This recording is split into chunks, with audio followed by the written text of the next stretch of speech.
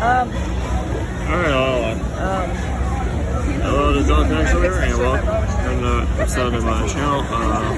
I am back in Florida over at Disney Springs, I think it's called. Over at the Rainforest Cafe. Ignore the background. there you go, Miss Birthday Girl. I had my mom's birthday. So, this is short. Thank you very much. Now, I This bring is in the big. Pilsner, but they keep these behind the bar.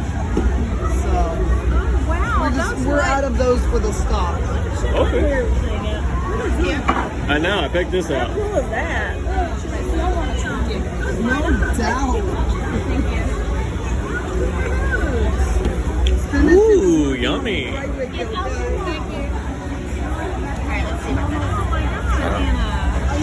It was, or at least the experience.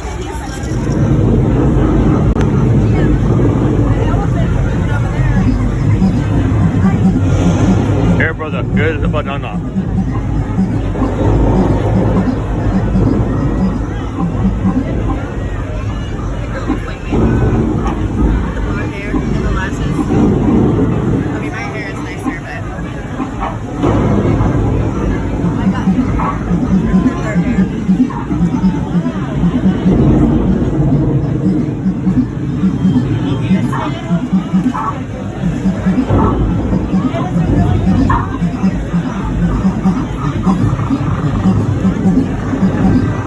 Getting all this, baby?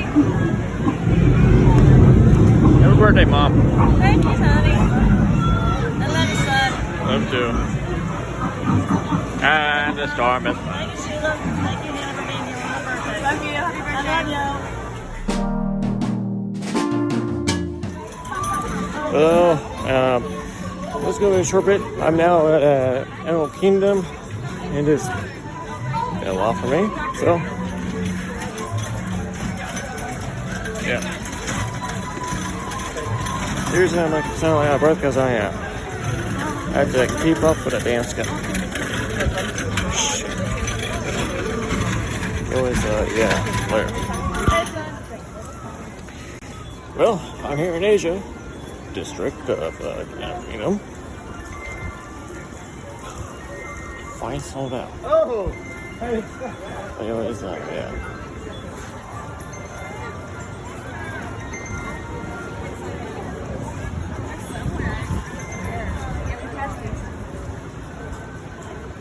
This is where Aunt George is right.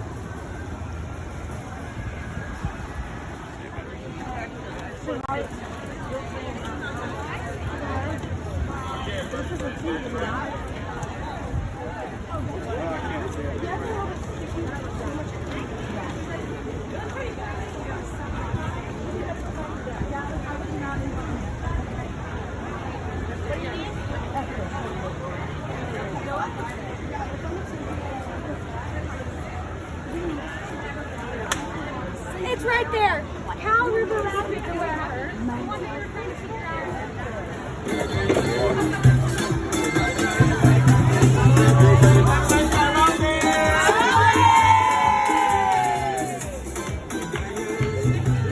Look at Africa, boys.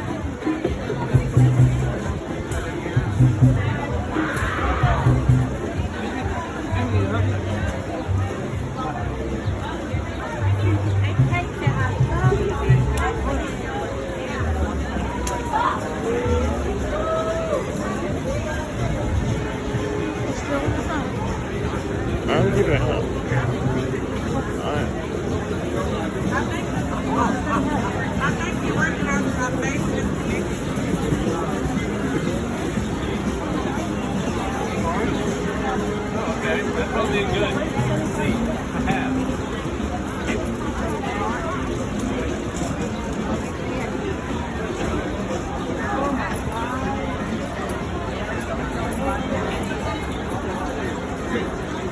become very used to us humans, which is great for safaris like ours.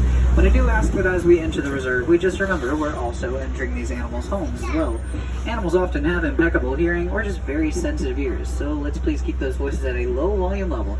Be very respectful of them, keeping your voices at a low volume level and your hands, arms, feet, legs inside the truck at all times, and do not stand up or lean out of the vehicle at any moment, even when we're not in motion. That way we can have a fun and safe adventure as we enter the Little Itsuri Forest. In this forest, you are likely to find many animals whose natural colors and markings help them to blend in with their environment. Like the greater kudu at the top of the hill on our left, that very large tan antelope really is greater in size than most of the other animals in these woods. They stand about 55 inches at the shoulder, and they can weigh up to 780 pounds. Wow. And on our right, we got the okapi. Well, there's also the bongo a little closer to the truck, but behind it is the okapi with the stripes going along its legs. That helps it to blend in with horizontally leaning foliage. And sometimes the rays of the sun seeping through the forest canopy at certain angles. Though their stripes make them look like they'd be related to the zebra, they are actually the only known relatives of the giraffe family. And like giraffe, have long prehensile tongues, around 16 to 18 inches in length. That helps them to grip various foliage out of trees and bushes for their diet. We got Bongo over here on our left. And if you're wondering why he is licking the tree, that's because they have an insatiable craving for salt and other minerals like it, and sometimes that can be found on the trunks of trees where the bark has fallen off. But the bongo, those beautiful orange antelope, are all about mobility. They've got those horns leaning backwards against their head, helping them to move quickly through thick and tangled brush, and the stripes along their back and their sides is actually a form of active camo. It basically just means a camouflage that only works when they're in motion. It helps them to blend in with the trees when running swiftly away from predators in this environment. Also got the black rhino over there on our left, also known as the hook-lipped rhino for the triangular shape to its mouth, with a prehensile upper lip, helping them to grip hanging vegetation as well. The black rhino is the smaller of the two African species of rhino, weighing only around 3,000 pounds. They can charge at speeds of up to 35 miles per hour. They have no natural known predators, however, unfortunately, humans are poaching them for their horns, which are believed to have medicinal values in some Central African communities. This has, however, been scientifically disproven, as we now know that their horns are made out of the same exact thing as your hair and your fingernails. For that reason, the Disney Conservation Fund has started multiple ad campaigns in Central Africa, using their local celebrities to raise awareness of that fact. Now, under the bushes on the left there, and there's actually one all the way in the back, those are saddle-billed stork. Those birds are named, of course, for a little patch of yellow at the beginning of their bill, shaped just like a saddle. And as you can see, there's two of them. One is male and one is female, and we can easily tell them apart because their eye color. The females have yellow eyes, while the males have brown eyes. Very interesting distinction. And those birds, they mate for life, so that was a little forever couple we just saw back there. Now we are leaving the Little Itsuri Forest and headed next towards the Safi River. And the Safi River is a great place to find some Nile hippopotamus, like the two on your right, in the very back corner there, into the water. But continue to keep your eyes peeled underneath the surface of the water, as they do spend a lot of time down there to protect their delicate skin from the sunlight. They have a backup method for keeping their skin safe as well, though. If you've ever seen a hippo that's been lying out in the sun for a while and it starts to look a bit red, that's not a sunburn. They secrete this red pigmentation onto themselves, so the liquid comes out the same way that sweat would. Just helps to reflect the harsh rays of the sun right off their backs, kind of like a natural sunscreen for them. Got a small bloat of hippos over here on our left, including Greta, that big old baked potato right there, the little baby. That is one of the newer babies to our reserve. She's about 9 months old. And that is the actual official animal group name, a bloat of hippos, as silly as that might sound. And hippos can sleep under the water. They spend about 8 minutes under the water at a time because that's how long they can hold their breath for. But when they sleep, they raise themselves back up to the surface every 8 minutes to draw breath and then sink back down automatically, all without waking up. However, they can't swim, so instead they just kind of tread along the riverbed. So anytime you've seen a hippo where it appears to be swimming, it's really just been walking in shallow waters. In fact, they can run at up to 15 miles an hour in the water and around 35 miles an hour on land. Now friends, we are going to be very cautious as we cross this bridge right here because those are Nile crocodile to our left. So once again, I do ask that everyone remain completely seated. They are real and they are apex predators after all. They can grow to be up to 16 feet in length, which is about as long as a giraffe stands tall. And although their jaws do look big and scary and can carry a nasty bone-crushing bite, they're used for more than just catching their prey. For instance, the Nile crocodile are actually very caring and nurturing parents. They like to cradle their eggs in their jaws for sometimes hours a day, just to help them hatch from the motion and the warmth. Sometimes they'll continue to incubate their young in their mouths even after they've been hatched, In fact, they can hold up to 15 crocodile babies in their jaw at a time. Now, as we take this turn on the right here, you're going to be looking at the old baobab tree. When I say old, I mean old. They take thousands of years to appear like this. Some people say baobab tree, though that's technically incorrect, but if baobab tree is too hard for you to remember, try to remember one of its nicknames instead, like the upside down tree, as its branches will go leafless up to 9 months out of the year, making them appear just like roots. Like a root system, that tree is very full of moisture, about 26,000 gallons at minimum. That is any given time of the year, even during the African dry months. Sometimes natural weathering to the sides of those trees, as well as puncture marks left by the elephant's tusks, can leave it leaking for days afterwards, at which point other smaller animals might like to come up and get a sip as well. And that has earned it its secondary nickname, the Tree of Life, as it is such a great source of nutrition for so many different animals out here on the savanna. The African savanna is home to a very eclectic mix of animals, most of which rely on speed and agility rather than camouflage to evade their predators. So I think you'll agree there really isn't a whole lot of camouflaging going on out You're here. going to have camouflage. First up on our right, we've got Your some side. Maasai giraffe, one of the 8 different species of giraffe in Africa. The ones on your animal spotted guide are called the reticulated giraffe. They've got that boxier, more squished together orange texture, and you can find those over at Animal Kingdom Lodge. But these with the darker, more irregular pattern, once again, they're called the Maasai giraffe, and they are my personal favorites. I just think that they're so interesting to look at, kind of like a messy art project in a good way. I mentioned in the Little Aturi Forest that the giraffe and the okapi were related, and I talked a bit about those prehensile tongues of theirs, but there is one key difference, and that's the color. The giraffe here have purple tongues, which isn't just for good looks either. Helps to keep them from getting sunburned, as they spend about 16 hours out of their day eating, with their tongues on the outside of their mouths in the hot savanna sun. But that's something that the okapi don't really have to worry about, since they are shrouded by the forest canopy all day. Now on our left here, if you look towards that little tree in the very back, those are African wild dogs lying down, also known as the painted dogs for their beautiful fur coats of black, white, and gold that look like they've just been painted right on. And despite the fact that they do just kind of look like docile, cuddly puppies out here, they are actually some of the most dangerous, and they are the most successful hunters in all of Africa, with about a 92% catch rate. And across the field on our left, there's some sable antelope in the very back there, the most majestic looking of all the antelope species in my opinion. You might recognize them from our logo pieces, maybe our pins or the sign as you enter the reserve. We really like them around here, not just because they're pretty, but because they are very fierce fighters. And like them, we want to be fierce fighters for the conservation and preservation of the animals here in Africa. So kind of use them to represent that. Also got Hartman's mountain zebra on our left. Characteristic of all mountain zebra is the way that their stripes get a little bit thicker and more spread out towards their rear ends. But the Hartman's mountain zebra specifically have that little flap hanging down on their neck. That's called a dewlap, and it's used for thermal regulation. Now, they are not the only animal out here on the reserve with sort of built-in heating and cooling system, though, so I'll be sure to point those out to you when, or if we do spot them. There was also a small herd of wildebeest back there, and it's not uncommon to see zebra and wildebeest grazing in the same areas together, or sometimes practically on the exact same patches of grass. That's because the zebra will like to munch on the tips of the grass, while the wildebeest munch on the roots. So they're able to share their meals with one another, and they make really great pals because of it. Now, you heard me call that group of wildebeest a small herd, though it looks like a lot in comparison to some of the other animals we've seen so far. I did call it a small herd because wildebeest herds can go to be up to 1.5 million wildebeest in size, meaning their migrations as a whole are sometimes visible from outer space. If you were to line up all of the wildebeest in a single migration, it could stretch from Miami to Toronto. When you have that many wildebeest traveling together in groups like that, some of them are bound and determined to get lost at some point. So they have little scent markers in their hooves to help each other guide their way back to the rest of the group by smell. Now, if you're wondering what those rock structures were back there, the big ones, like the ones on our right that look like fingers, those are simply termite mounds.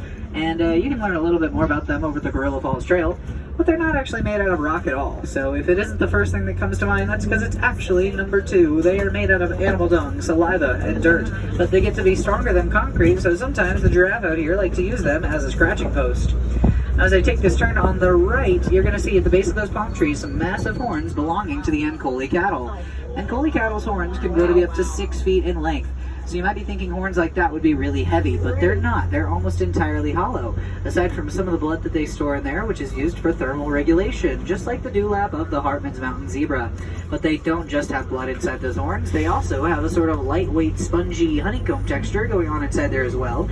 That just helps to filter out the blood from the mucus. As gross as that is, their horns are connected to their nasal cavity, and it's a great way for them to clear out their sinuses, just by tilting their horns down towards the ground. But if you ever see an Ankole cow that's rapidly swinging its horns from side to side, that's a sign of sinus buildup and discomfort. It's one way that we can tell that they're sick. Now we are going to be heading next towards African elephant territory, and one of the ways that we can tell that these are African elephants is by their ears, which are in the shape of the continent itself. Their ears are so massive that they can be used to cool themselves down up to 15 degrees just by waving them back and forth, which I think counts as another form of thermal regulation. Another way that we can count them, that we can tell that they are African elephants, is by their trunks, which are fully prehensile. So not all elephant subspecies have fully prehensile trunks, and their trunks alone have over 40,000 muscles inside them and can hold 2.5 gallons of water.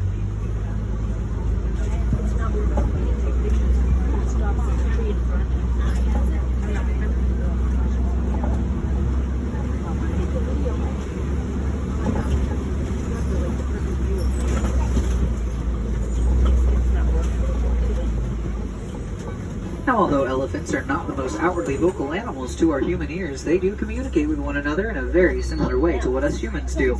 You know how we use sentence structures. We just can't hear them talking because it's through infrasound, a low rumble just too low for our human ears to perceive. But a few years ago, scientists working with the Disney Conservation Fund discovered that elephants use their infrasound to warn each other when bees are in the area. We of course believe that this is because the elephants are afraid of the bees, so we've started to use that to our advantage. We have erected beehive fences all over several Central African communities, which might sound mean at first to you. But before this, we actually discovered that the elephants were wandering onto their cropland, where sadly they'd be subject to poaching. So this is really to protect the elephants. Ever since we've done this, they've warned each other to stay far away from those areas, and now everyone wins. The villagers' crops are safe from the elephants are of course safe from the villagers, and the farmers, they even have another form of produce in the honey that they can sell to the villagers. That is called the Elephants and Bees Project. If you wish to do a little bit more of your own research later on, their website is theelephantsandbees.org, but if you aren't really a big reader, there's a great TED Talk on that website as well. Now over here on our right, there is a wall of clay with some tusk marks in it from the elephants themselves. They've been scooping out that clay for consumption. And I know that sounds a little gross, because for us humans, eating dirt or clay would be considered a big no-no. But the elephant stomachs process it a little bit differently than ours would. It's also very high in proteins and nutrients as well, so for them, makes a great dietary supplement. Kind of just like taking your multivitamin in the morning. Now friends, in my opinion, this stretch of road up ahead here is one of the most beautiful places on our reserve. I think it's very photogenic in and of itself, even if we don't happen to find another herd of elephants. But this is still elephant land that we're in, and unfortunately they're facing habitat destruction in environments just as beautiful as this all over the world. That's because humans are moving in on their territory to mine for coltan, a material found in your cell phone batteries and other small electronic devices. So I won't tell you not to use those things, they are pretty important for everyday life, but just remember at the end of your phone's life, when it finally gives out on you, to recycle it or turn it back into the store. Because if we just keep reusing all the coltan that we already have, then they probably won't need to mine for any more in a few years. So you and I can actually make a huge difference in the lives and the homes of these beautiful elephants here for years to come, just by doing really simple things like that.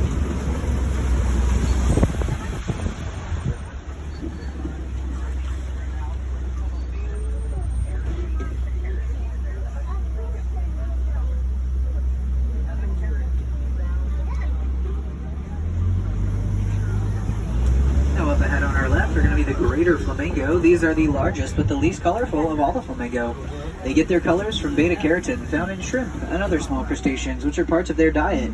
So no, they're not born pink. They're born more of a grayish-black color, which you might notice left over on the younger ones in that flock. In fact, we got some brand new baby flaminglets right there, born 6 days ago right here on the reserve. Those little gray ones on the shore, you can see they've got kind of downy, fluffy texture to their feathers. It does get to be more smooth and more pink over time as they consume more keratin. But a second ago, I might have called that group of flamingo a flock, and that's not really correct. Does anyone here happen to know the actual animal group name for what we call them together? Go ahead and shout this one out loud and proud. Wait, what'd you say? Flamboyance. Good job. And somebody actually knew it. That's not often that I hear that. So a flamboyance of flamingo is what we call that back there, and I think that's a very fitting name, and it ought to be used more often. Kind of like when we call a group of giraffe a tower, or a group of rhino a crash. That's a very fitting name as well, because rhino have really bad eyesight. They can see about 20 meters out in front of them, but everything they see is just a big blurry mess. So they're very nearsighted animals, and therefore crash into their environment a lot. These are white rhino on our left, not named explicitly for their skin color. Originally, it was an Afrikaans word, vite, spelled V-I-T-E. Because if you remember the black rhino, they have that triangular shape to their mouth with a prehensile upper lip. It helps them to grip hanging vegetation. But these white rhino here are grass-grazing animals, and therefore their faces are built for that. But when European explorers came over to Africa in the 1800s, they heard them saying vite and thought it was the English word white, as it appears that they have lighter skin than the black rhino. But in reality, that's just their environment that makes it look that way. The white and the black rhino have the exact same pigmentation to their skin. So the real key distinction between those two would just be the shape of their face, as well as their overall size. The white rhino here weigh about 2,000 pounds more than the black rhino, for a total of 5,000 pounds. Now on our left, we are looking for the fastest land animal in the entire world. We all know who it is, the cheetah. Now, sometimes their very dense spots help them really well to blend in with an area like this, especially on a day when it's pretty shaded. Sometimes those leaves on the ground, actually there they are, up ahead. If you look, that tree that kind of forks upward like a Y, a little to the left of it, there's two lying down just behind it. Like I said, fastest land animal in the entire world. They can run at top speeds of 80 miles an hour with an average of around 60. They are the only daytime hunters of the big cats. That's because their night vision is no better than mine or yours. They're also some of the only cats to hunt without their claws retracted. They don't have fully retractable claws, so they will hook them into the ground to help them turn, along with their tails being used kind of like a rotor motor on a boat. They will throw those long, heavy tails of theirs in the opposite direction, whichever way they're turning, just to kind of counterbalance their weight so they don't tip over at high speeds. And now, on this Kopi rock structure, we have found our other fearsome felines, the lions, which are far more nocturnal than the cheetah, spending about 16 to 20 hours of their day resting. But when it is time for the hunt, it's almost always the lioness who do the hunting, while the male lion here stays back to protect his cubs. This is due in part to the fact that male lions' manes can weigh up to 40 pounds, so the lioness are significantly lighter and faster than them. Now that male lion there, his name is Dakari. He is very handsome. So handsome, in fact, that he was used as the model for the live-action Lion King Simba. So congratulations, you just met a celebrity in flesh and bone right there. And this little antelope on our right may not look like anything super special to you, but it's probably one of the rarest animals you'll ever get to see. It's called a bontebok. Not only is it the rarest animal out here, it's also the oldest animal in seniority on our reserve, which I think is pretty cool. So bontebok were once hunted to near extinction, with only 17 of them left out in the wild. That was around 150 years ago. And over the last 150 years, they've been able to regrow their populations to around 3,000. And within the next couple of months, the Disney Conservation Fund is hoping to put a new herd of bontebok back into the wildlands of Africa. So they're trying to bring back that entire species as we speak. And if you're looking to check off some more of your Lion King trio today, keep an eye on your left as I make this turn. We're looking for Pumbaa. I don't see him just yet. Okay, actually, see that log right there? Just behind it, there's some fuzzy rocks. Those are warthogs. And I believe there's a few other places. They really do blend in with this area because, like I said, they just kind of look like fuzzy rocks. But you can identify them by their tusks sticking up in the air. And Pumbaa is actually a Swahili word that they call them in Africa, though it isn't a formal translation. Technically what it means is foolish one or dim-witted, but it evolved like a slang word to mean warthog in a lot of West African communities nowadays. On our left, we have the ostrich, the fastest landlocked bird in the world. They can run at 40 miles an hour. And on our right, it's eggs. That clutch of ostrich eggs is pretty impressive in its own right. They are the largest and strongest bird eggs in the entire world. About 3 pounds each and a 1/4 inch thick. They can even support your weight jumping up and down on them.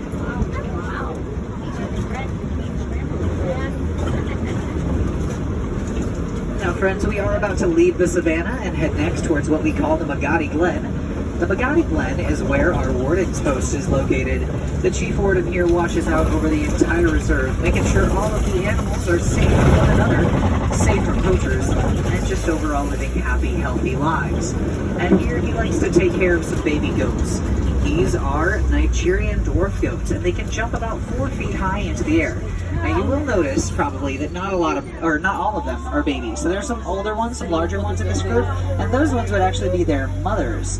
Those mothers give off a super sweet milk, very high in proteins and nutrients as well, and therefore the warden sells that milk to the nearby villagers. So they can and do play a very integral part in the life of this village here, and villages just like it all over Africa, as many Nigerian dwarf goats do. But unfortunately, that warden's post is on the very edge of our reserve, and it marks the end of our journey together today. I want to thank you all so much for joining me on this adventure. And friends, we saw a lot of really cool and intimidating animals out there today, like the cheetah, the lions, and the Nile crocodile. But I think we should all know by now that the most fearsome predator out there is really just us humans. As these animals' greatest predator, we also need to be their greatest protector, and we can do that a multitude of ways, whether by engaging in the 3 R's of conservation, reduce, reuse, recycle, engaging in or contributing to organizations like the Disney Conservation Fund. Really easy to do while you're here because you can round up just a few cents on any purchases that you make.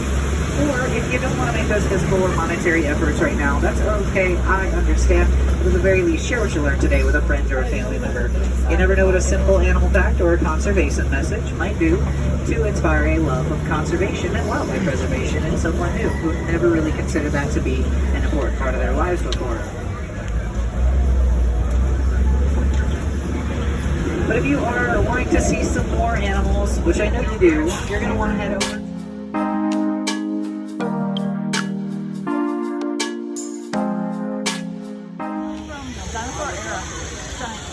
Yeah, a giant shrimp.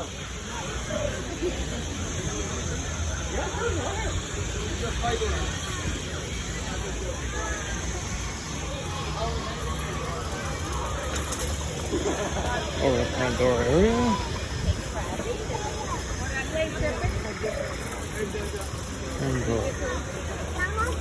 Wait, I know what this is. It's related to Avatar.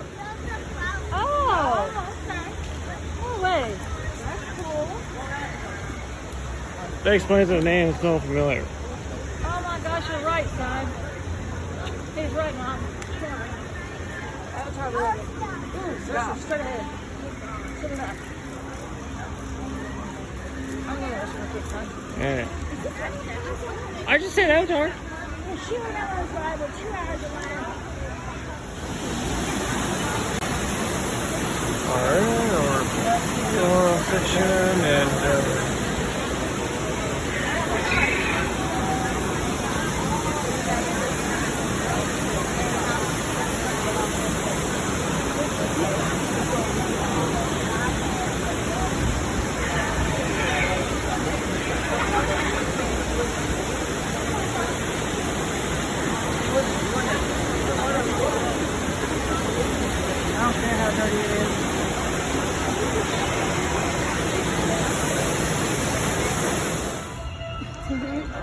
we're now in the dinosaur district.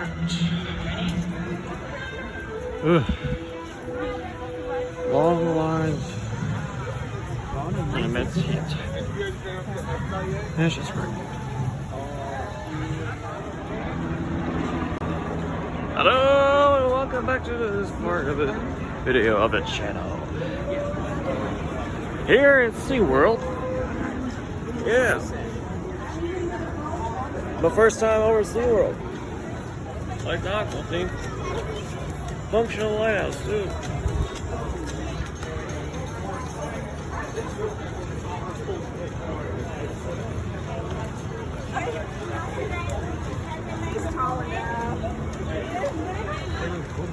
You always look around to see your mirror.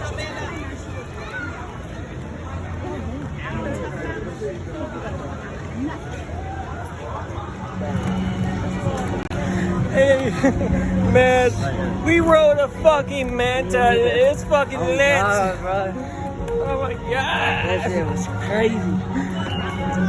Where the hell are they going? Damn, we're in the Arctic right now? Where are we walking to Canada? Canada.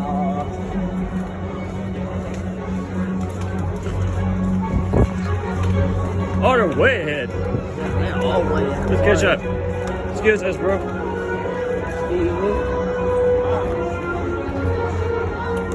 this a ride here too? No, it's a penguin exhibit.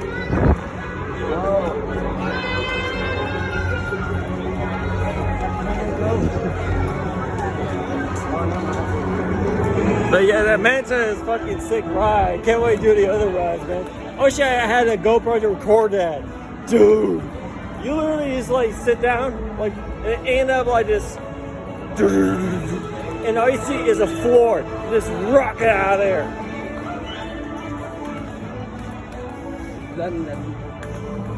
Dude, that's sick. Seriously, where the fuck are we going? I've never been to SeaWorld, and this is my first time. And they're heading right. Hey, they're heading right. Oh, look at that. Reload. I haven't had this type of fun for a long time.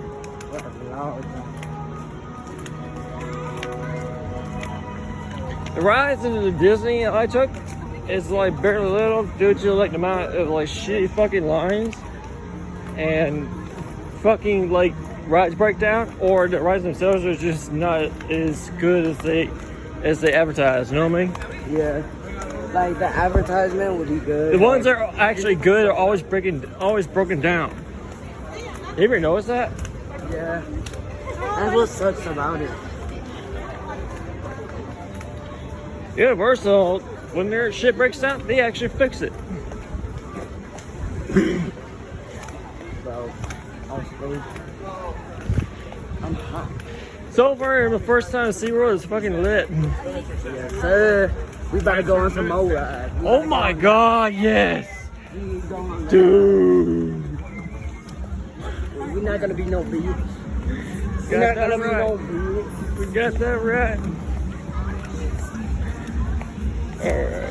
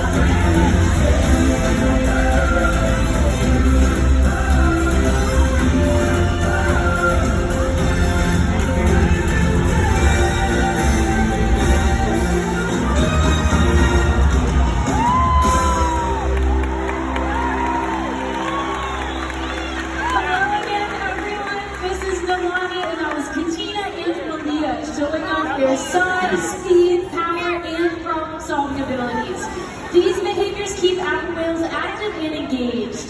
SeaWorld's killer whales have inspired generations of guests to care about our natural world, and we're excited to share their story with all of you here today. Killer whales are the ocean's top predator. They use cooperation and communication, not just size and strength, to take their place at the top of the ocean's food web. At the bottom are small animals, like krill. At the top, The ocean's top predator. Scientifically known as Rhinus orca and commonly called killer whales. Here at SeaWorld, we refer to them as Katina, Malia, Milani, Trua, and Makayo, our killer whale family. Makayo is our youngest whale. He's 11 years old. And our oldest whale is Makayo's mother, Katina, who is 46 years old. Katina is also the matriarch or leader of our pod. SeaWorld's animal training techniques create a language between us and the whales. It's a language of learning through positive reinforcement, encouragement, commitment, and care. Through these techniques and our relationships, the whales learn to trust us. They even take an active role in their own health and well-being. Now, making her way up here right now is Katina, and she's about to demonstrate one of the first healthcare behaviors we train our whales, which is a voluntary blood sample. So our whales learn to roll ventral or upside down, and they'll present their tail. This not only gives us a great look of their entire body, but it also gives us access to easily seen blood vessels on the white undersides of their tail flukes. Our veterinarians take a blood sample at least once a month, and our whales are trained to remain calm and relaxed throughout the procedure. Now, you may notice some of our trainers rubbing or massaging on the whales, whether on their backs, pectoral flippers, or tail flukes. The whales have very sensitive skin, and this is just one way that we can reward them for remaining calm during procedures like this. It's also a great way for us to strengthen our relationships with the whales. Now, taking a blood sample is just one way we can make sure that our whales are staying healthy. Another important diagnostic is weighing our whales. So we're able to weigh our whales by asking them to slide their bodies up and out of the water onto a killer whale size scale. And here's Katina demonstrating this right here in our slide out. You may notice that the space between her dorsal fin and her tail flukes is still in the water. That's called the peduncle, and it's the powerhouse of the whale. It's very muscular and very heavy. With the peduncle still in the water, we wouldn't be weighing the whole whale. So we simply ask our whales to lift their tails up and out of the water. Training this posture enables us to ensure accuracy, so we know that our younger whales are growing properly and that our older whales are maintaining a healthy weight. And the care isn't just physical.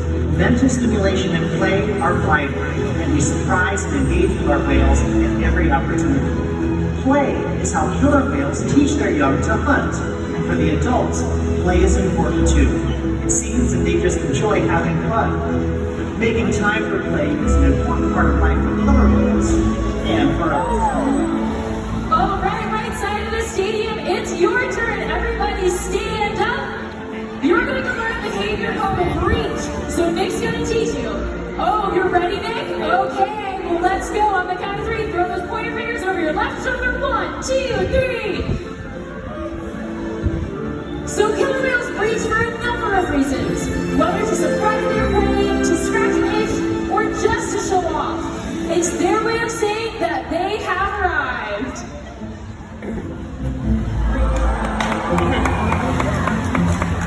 Let's give it up for our audience volunteers and our killer whales.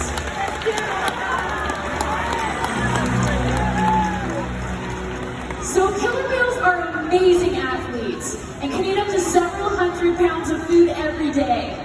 In the wild, killer whale diets depend on their location and the time of year. Unfortunately, overfishing, pollution, and other factors are having a serious impact on some killer whale populations. Killer whales are impressive animals.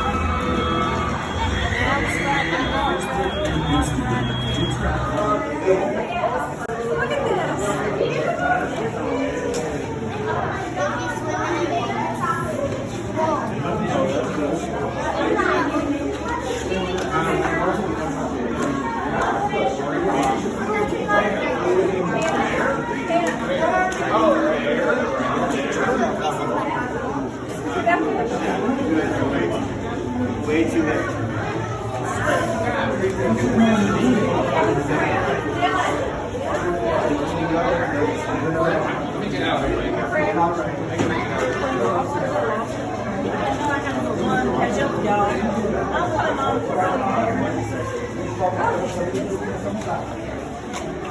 I'm running to catch up with the officers.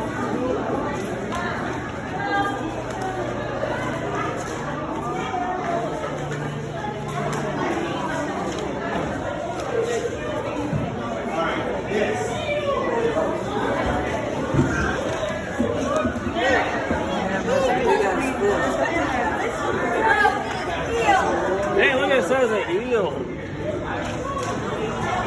It says of a dog, bro.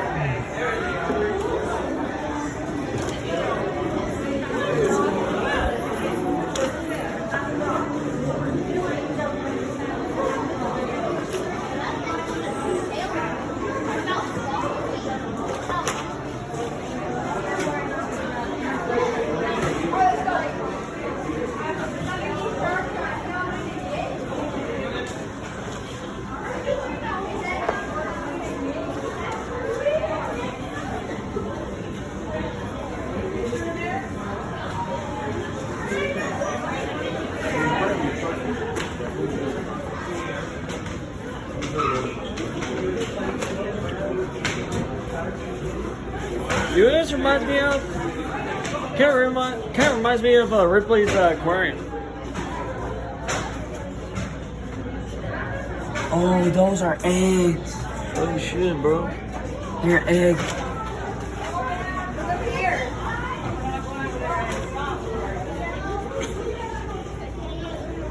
This one is moving. This one is moving. This one, I'm not sure about. It's still there. Yeah, this kind of reminds me of Ripley's aquarium.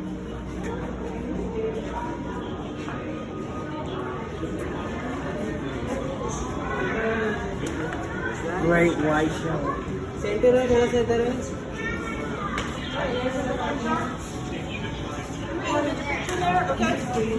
Mom, you know what this kind of remind me of? Jaws? No, Ripley's aquarium. Oh, you're right. It does. What was making that noise?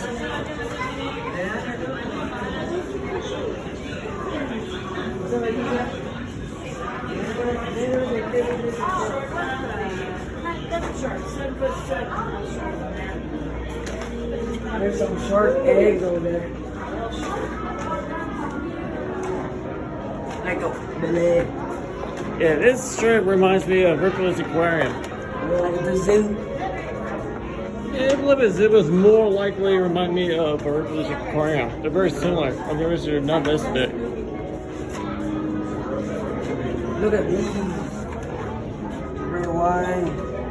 Dude, all my photos recording is like lots of blue and purple lighting, a little bit green, and definitely just pitch black. So that's all I can see clear.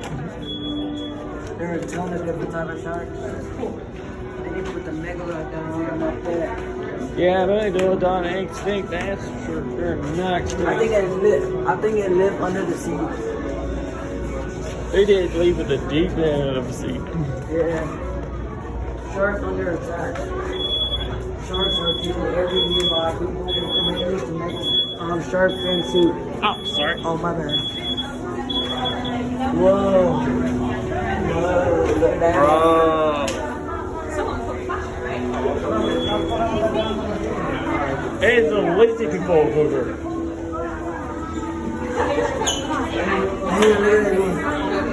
Watch your step. Now look, you know.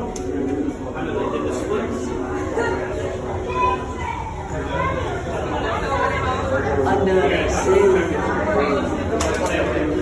I think we're going to compare about to feed the shark.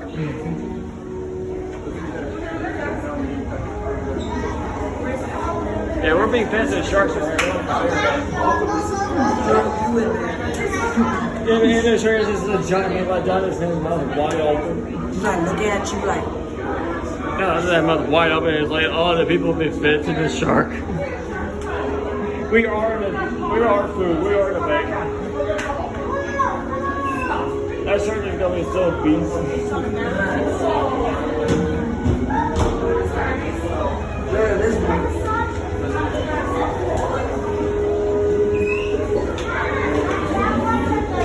Man, look at me.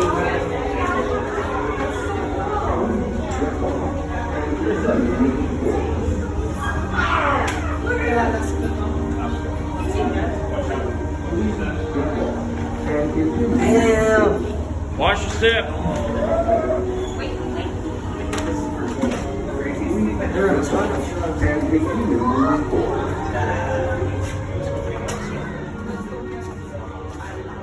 And let's go eat us some shark. We are the food. Dude, I admit, I never had shark sushi. Really? I never eaten shark. Me either. What is this? Imagine 3-ton elephants.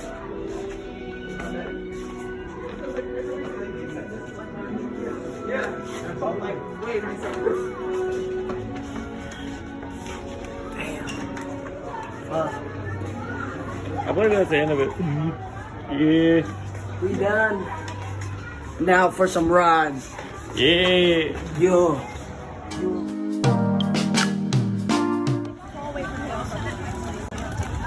Well, park is pretty much closed.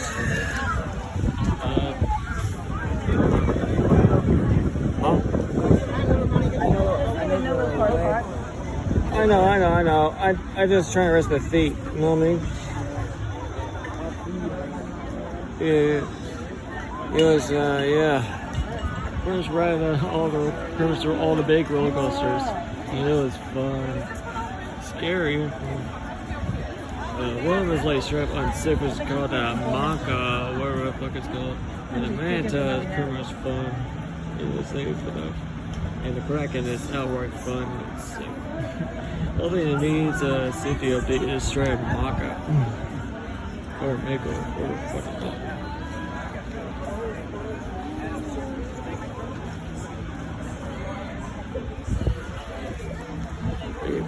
Anyways, I'll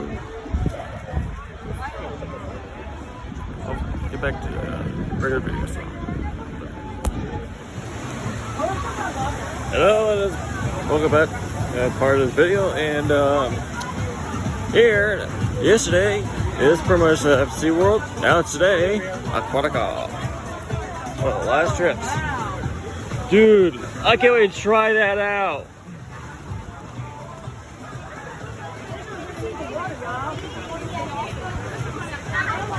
But yeah, after Aquatica, I might, keyword, might head back to Disney Springs. That's just the if, so yeah.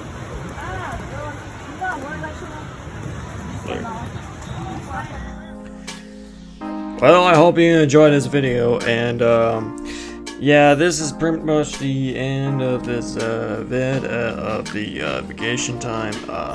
This is not really planned at all, so I just like did it out of chance. So yeah, I wasn't really in the mood for recording. So as you can see throughout the video, it's like not very thorough throughout those parks, because I wasn't really like I said before, I'm not in the mood to record. So I just did it just at chance, just fuck it. So hope you enjoyed this video. You should leave a like video and subscribe for more. And shout out to my friends Honor Knight and Spatin Snapper. And hope you enjoy. Let's get up to 1,000 subscribers and 3,000 viewers. But you know, in order to get access to like more like custom URLs and able to get like paid, so I can able to like get better equipment. That's pretty much the obvious reasons why I need to get paid. But in order to get paid, I gotta get at least like 1,000 subscribers and 3,000 views, and I need them. I need them to be very active, so please do. So. Or else I'll be forever stuck in the 2012 MacBook Pro. Anyways, yeah.